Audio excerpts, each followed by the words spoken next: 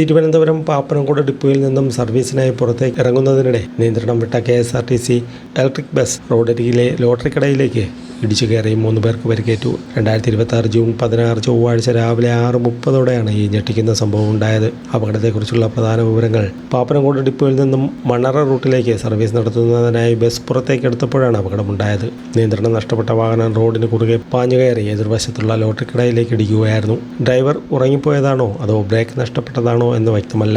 Bus driver, conductor, lottery കടയിലെ ജീവനക്കാരൻ എന്നിവർക്കാണ് പരിക്കേറ്റത്. ബസിന്റെ ക്യാബിൻ ഭാഗം വെട്ടിപ്പൊളിച്ചാണ് ഗുരുതരമായി പരിക്കേറ്റ ഡ്രൈവറെ ഫയർഫോഴ്സ് പുറത്തെടുത്തത്. രാവിലെ ഉള്ള സമയമായതിനാലും സർവീസ് ആരംഭിക്കുന്നതേ ഉണ്ടായിരുന്നുള്ളൂ എന്നതിനാലും ബസ്സിനുള്ളിൽ യാത്രക്കാർ ആരും തന്നെ ഉണ്ടായിരുന്നില്ല. കടയ്ക്ക് സമീപമുണ്ടായിരുന്ന ഒരു ഭിന്നശേഷിക്കാരനായ പത്രവിൽപ്പനക്കാരൻ ബസ് നിയന്ത്രണം വിട്ടു വരുന്നത് കണ്ട് പെട്ടെന്ന് മാറിയതിനാൽ അത്ഭുതകരമായി രക്ഷപ്പെട്ടു. ഇടിയുടെ ആഘാതത്തിൽ ലോട്ടറി കട പൂർണ്ണമായും തകരുകയും സമീപത്ത് പാർക്ക് ചെയ്തിരുന്ന സ്കൂട്ടറുകൾക്ക് കേടുപാടുകൾ സംഭവിക്കുകയും ചെയ്തു.